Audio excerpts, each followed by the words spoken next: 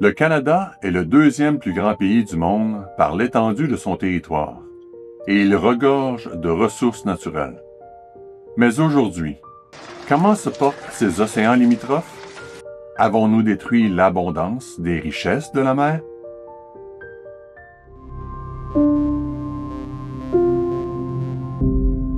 En mai 1497, le capitaine John Cabot, Giovanni Caboto, quitta Bristol en Angleterre pour ce qui allait devenir la première exploration navale de l'Amérique du Nord par la Grande-Bretagne. Le 24 juin, Cabot débarqua, probablement à Terre-Neuve.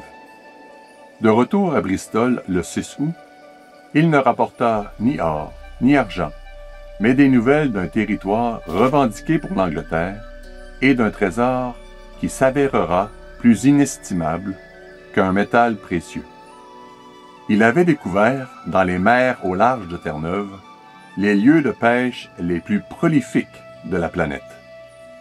Une connaissance de Cabot écrivit au duc de Milan, en décembre 1497, pour décrire ces énormes populations de poissons. L'historien canadien James Careless raconte cette scène.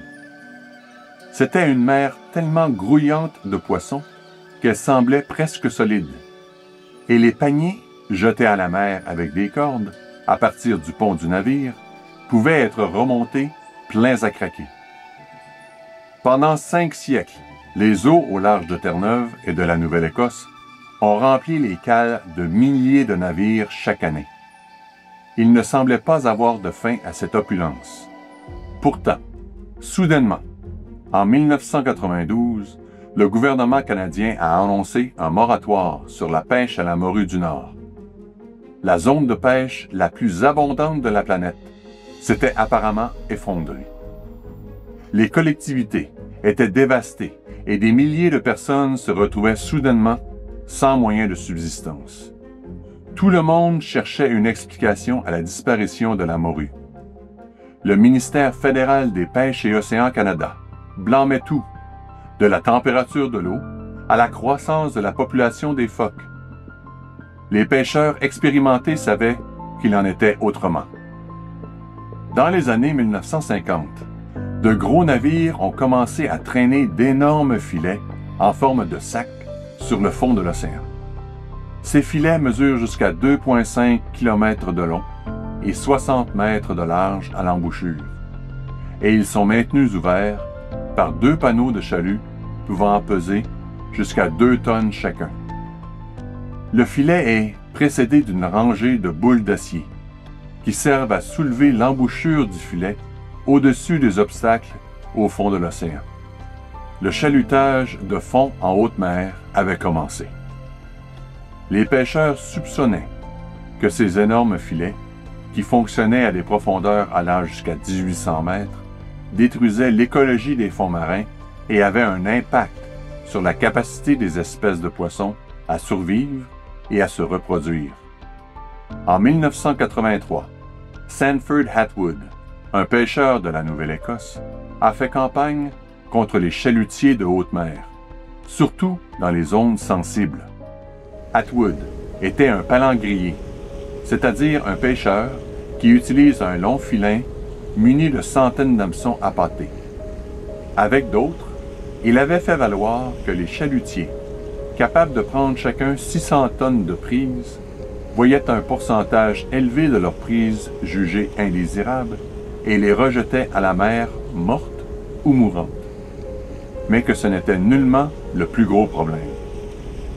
Atwood et son collègue pêcheur Derek Jones avaient, pendant des années, essayé d'établir un lien entre l'effondrement de la pêche et la destruction des bancs de coraux en haute mer. Pour la plupart des gens, le corail vit dans des eaux chaudes et relativement peu profondes. C'est pourquoi beaucoup niaient l'existence de ces espèces des grands fonds. En 2001, après avoir convaincu certains universitaires de l'existence de ces coraux des profondeurs, Atwood a guidé un navire de recherche canadien, le Martha L. Black, jusqu'à un endroit dans l'océan, au large de la Nouvelle-Écosse, que les pêcheurs connaissaient sous le nom de trous de l'enfer. Là, un sous-marin robotisé a relayé d'une profondeur de 485 mètres des images de coraux colorés et florissants. Depuis longtemps, les pêcheurs savent que leurs meilleures prises viennent de ces champs de corail des profondeurs. Quand vous êtes au-dessus des fraises, un corail rouge et mou, connu des scientifiques sous le nom de Gersemia rubiformis, vous réglez vos appâts pour l'aigle fin.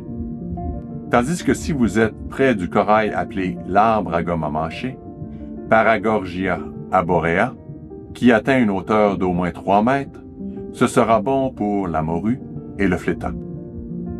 De plus, Atwood savait que lorsqu'un chalutier de fond avait balayé un secteur de l'océan, les forêts avaient disparu et les poissons aussi.